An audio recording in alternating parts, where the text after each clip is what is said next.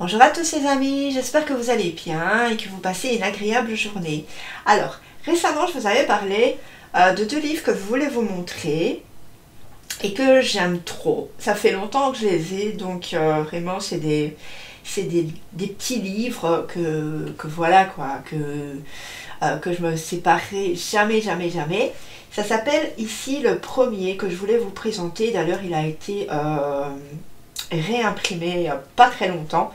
Ça s'appelle La Bible des Fées de Teresa Moret.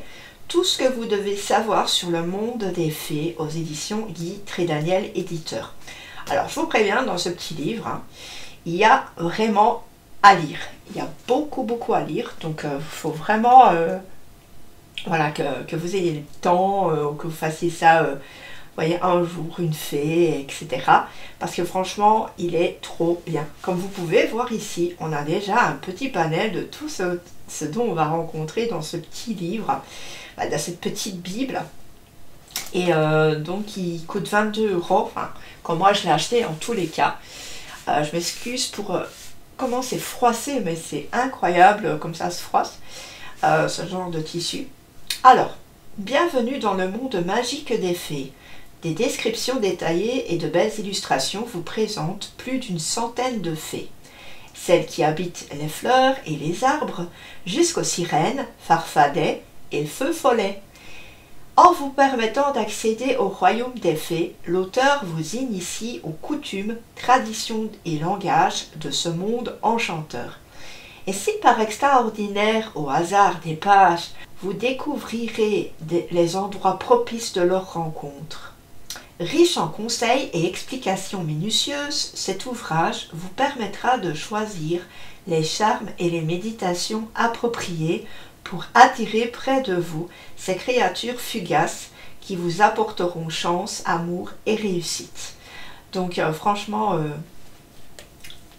j'adore quoi. Je l'adore, il n'y a rien à faire. J'ai pas fini de lire parce que, vous savez, moi en fait, j'achète beaucoup de choses. Le problème c'est que la plupart du temps, je débute un truc, puis j'arrête, puis je recommence un autre truc, parce que c'est en fait beaucoup à cause de mon signe astro, hein, les Gémeaux, ça s'éparpille de ouf, et c'est mon problème en fait, hein, mais franchement, il est génial. Donc ça provient du tarot des fées, je ne sais plus le nom. En vrai, c'est une petite prière qu'on doit dire avant de faire le tirage, et ça c'est un tarot que j'aime d'amour aussi, hein. Je ne m'en séparerai pas. Bon, alors déjà on a ici une très belle illustration. Ça c'est la deuxième édition, donc je crois qu'on en est à la troisième ou quatrième édition. Donc vous voyez, on a vraiment tout en couleur, c'est trop sublime. Le titre original, ça s'appelle The Fairy Bible. Ça a sorti en 2008 chez Octopus Publishing Group. Je sais pas, je ne connais pas, j'avais même pas regardé. Et la traduction française s'est faite en 2012. Donc il est sorti la première fois en 2012 ici chez Trédaniel. Waouh, ça fait 11 ans déjà. Et oui. Donc on va voir ici le sommaire. Je suis sûre que vous allez craquer sur celui-ci. J'aime bien vous faire craquer. Alors, on aura donc le sommaire, l'introduction, on a le royaume des fées, les fées de l'eau, les fées de l'air, les fées du feu, les fées de la terre, les fées de la maison et de l'âtre. Donc, l'âtre, c'est la cheminée. Les fées des fleurs, les fées des arbres, les fées du climat, le dictionnaire des fées, lecture conseillée, index et dans la même collection. Alors vous comprenez que je ne vais pas vous lire énormément, parce qu'autrement je vais vous spoiler en plus de ça, mais je vais vous montrer par-ci par-là 2-3 trucs. On a donc l'introduction. Que sont les fées? Esprit, ange ou démon? La véritable identité des fées. Alors on a le cas des fées de Cottingley. Hein, je ne sais pas si vous connaissez, mais si vous ne connaissez pas, allez vous renseigner, vous comprendrez. Les fées de Fidorn. Voilà. Donc, je vais juste faire comme ça. Je vais passer un peu je vais juste faire comme ça, je vais passer un peu. On a l'arbre des fées, par exemple, ici. J'aime trop, moi. Je suis fan des fées et tout ça. Beaucoup de fées sont liées à un arbre ou une plante unique ou à un groupe d'arbres. Les arbres sont très spéciaux. Les Amérindiens les appellent le peuple debout. Souvent, en tombant sur un arbre, on devient très conscient de son esprit, habituellement chaleureux, sage et accueillant. La proximité de tel arbre s'avère très curatif. À l'occasion, un arbre est moins bien disposé envers les humains, comme le constatent les hobbits, auprès du vieux saule pleureur. Mieux vaut garder ses distances. Voilà. On a la triade des fées. Je vais vous montrer comme ça, vite fait.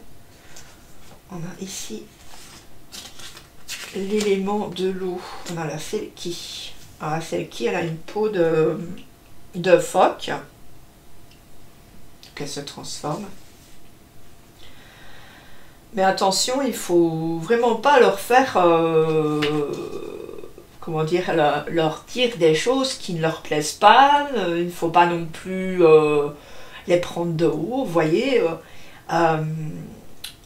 Parfois, elles peuvent être méchantes, ou ils peuvent être méchants, mais c'est souvent en fonction de comment on les traite aussi, un petit peu. C'est ça aussi. Donc l'histoire de la Selkie est originaire des îles écossaises, des Orcades et Shetland. Il y a plusieurs variantes qui existent. Je vous dis, cette petite Bible, elle est hyper bien fournie, franchement. Voilà, il y a beaucoup à lire, beaucoup à apprendre. On a trouvé les fées de l'eau ici. On ne doit pas se laisser dissuader par les histoires de séduction, de trahison et de danger concernant ces créatures exquises et ne pas tenter d'approcher les fées de l'eau. La culture moderne, principalement nationaliste et logique, tend à dévaloriser et à refouler l'élément émotionnel. Les sentiments niais peuvent s'avérer dangereux car ils finissent par devenir accablants. L'eau est alliée aux sentiments et comme les fées aquatiques sont proches de cet élément, elles peuvent guérir et aider les hommes si on leur permet.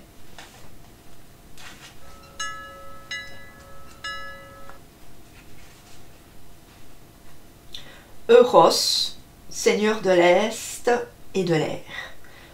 Euros et sa jeune dame, dont l'importance égale bien entendu la sienne, ouvrent les portails au point du jour, tout comme leur élément, l'air.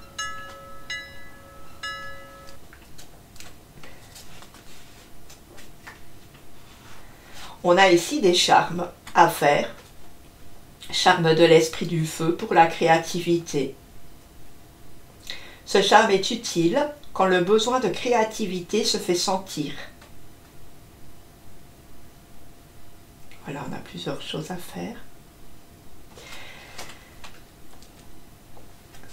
On nous parle des géants, par exemple, au niveau des fées de la terre.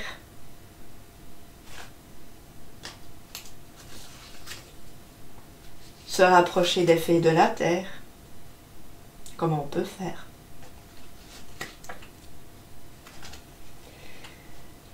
Les brownies.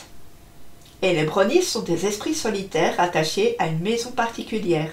Ils vivent dans les coins sombres ou dans les placards de la maison, parfois dans le creux d'un arbre voisin. Ils aiment effectuer toutes sortes de corvées dans la maison et garder les choses en ordre.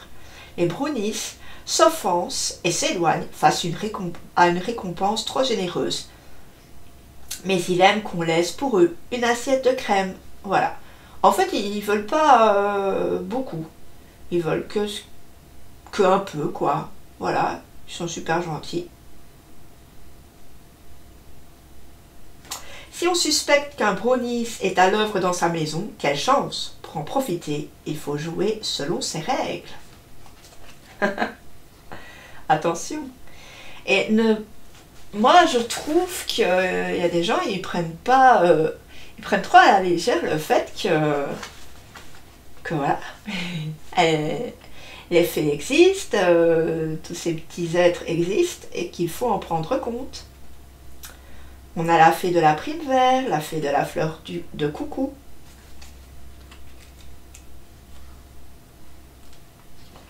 On a la fée du saule.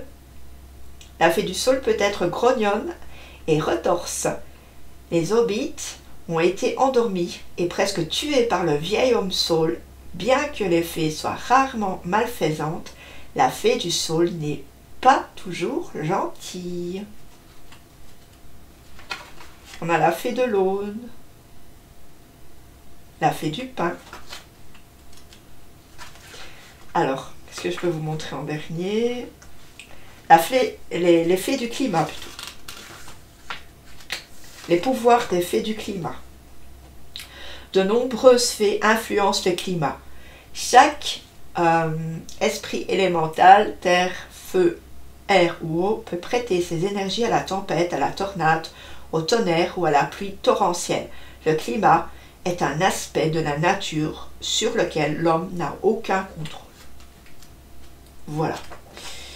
Et puis ensuite, on va avoir le dictionnaire des fées. Par exemple, on va avoir le Black Dog, le chien noir, apparaît dans de nombreux endroits, a des pouvoirs surnaturels et peut être un fantôme humain. Les esprits anglais, les esprits allemands, amérindiens, esprits généraux, esprits belges. Le Clud, métamorphe qui attaque à l'aube et au crépuscule, peut prendre la forme d'un chat noir, d'un chien noir ou d'un serpent. Voilà, on a plusieurs esprits comme ça.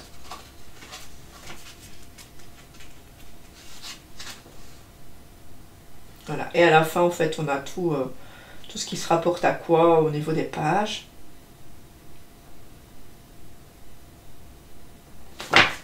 Et après, on a la même collection qui n'est pas des mêmes personnes, bien sûr, mais par exemple, on a la Bible des cristaux, la Bible des chakras, la Bible des signes et symboles, la Bible des sites sacrés, etc., etc. Vous voyez, on a une bonne petite collection.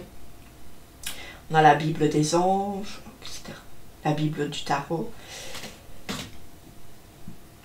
Et voilà, si vous voulez vous faire la petite collection, quoi, si vous aimez. Moi, franchement, je me fais pas des collections. Moi, j'aime bien avoir ce que j'aime, bah j'aime, et puis c'est tout, et je veux pas plus. Je veux pas dépenser non plus de trop, parce que la vie est un peu chère, tu vois. Et voilà, quoi. Mais ici, ça, c'est vraiment un livre. Voilà. Je pensais pas créer par quoi, c'est pas possible du tout.